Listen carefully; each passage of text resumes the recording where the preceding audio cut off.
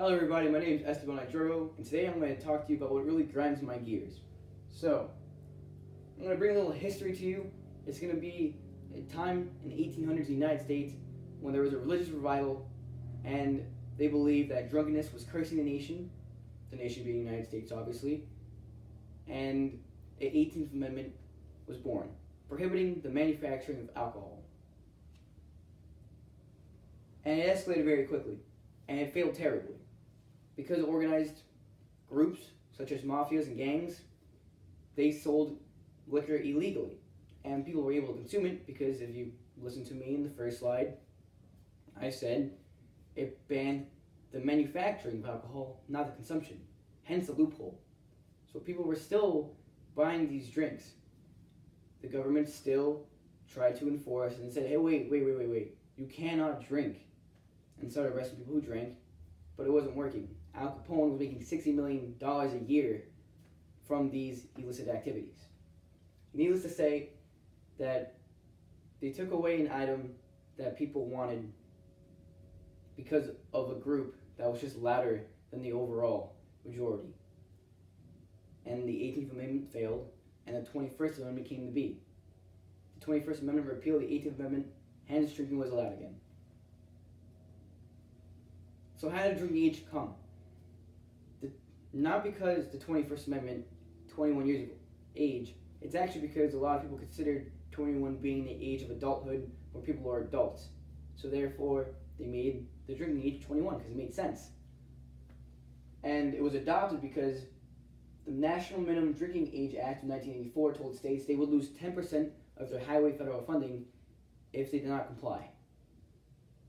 Now, if you put money in that, the states are going to kneel down, and they adopted it. So 21 became the drinking age all around.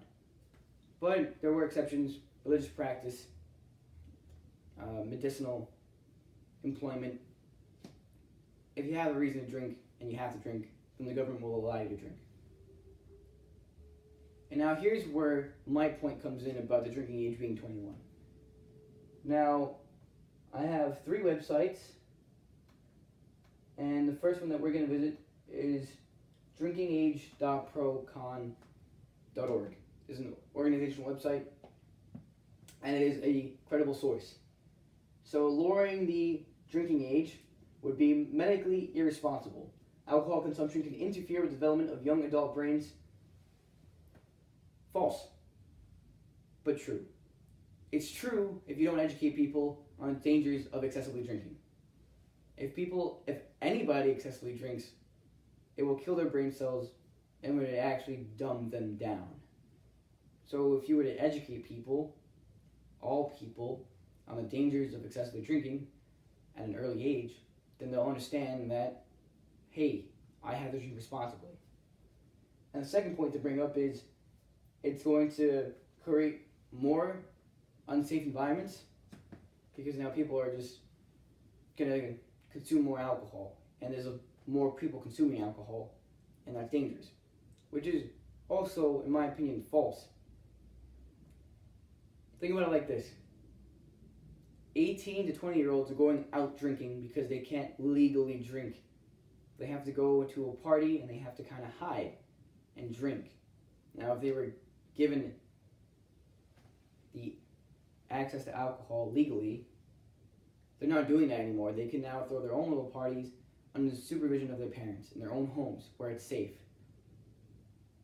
That's not unsafe. That is actually more safe to drink in the comfort of your own home.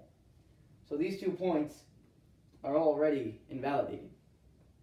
The next website, it's actually an article from the New York Times by Tara Watson. She did a research on alcohol consumption at early age. It showed that pregnancies started earlier and there was infant deformities. Now, same thing from before. You have to educate people on the dangers of alcohol. Yes, if you drink too much alcohol, you can black out and your moral values will actually decrease because you're willing to do more. That being said, if you educate people to drink responsibly, 1 to 2 drinks per hour, they should be fine. the liver should be able to handle it because your liver can detoxicate yourself 1 beer per hour, if not 2. So education go a long way. They're also talking about crime activity. Alcohol is a depressant. It makes your body move slower. Your reflexes are slower. It makes you want to sit down. Some people go a little bit more wild when they drink.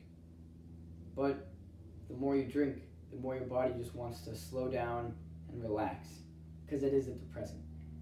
So I'm not sure how crime activity is going up of alcohol if alcohol is literally making you want to go to bed.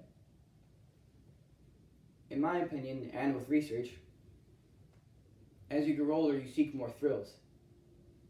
Hence, there's more crime. Not because of alcohol, because of just thrill seekers. And finally, the healthresearchfunding.org, younger brains are more susceptible to alcohol consumption. This is the same point that was brought up at the drinkingageprocon.org.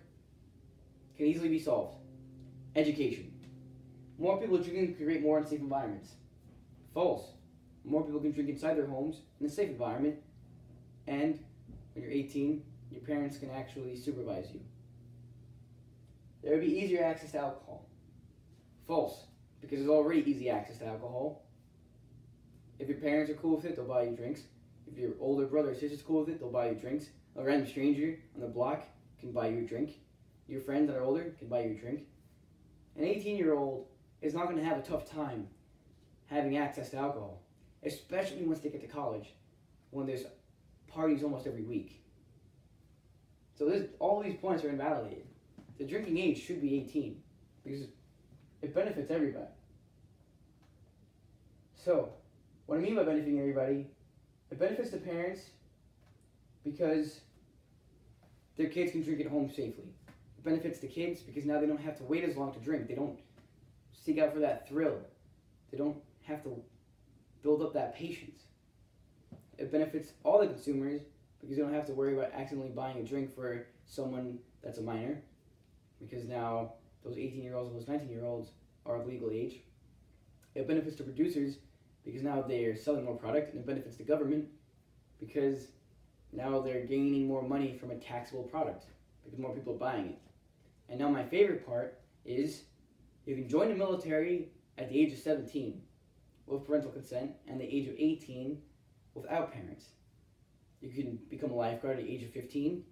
You can become a firefighter at the age of 18 and an EMT at the age of 18, and you start driving by yourself at the age of 17. There is no 21 in there, there's no 20 in there. It's all 15, 17, 18. So why would we make people be able to do adult things but say, hey, drinking is actually too adult for you? Where you can almost sacrifice your life or have other people's lives in your hands. It doesn't make any sense.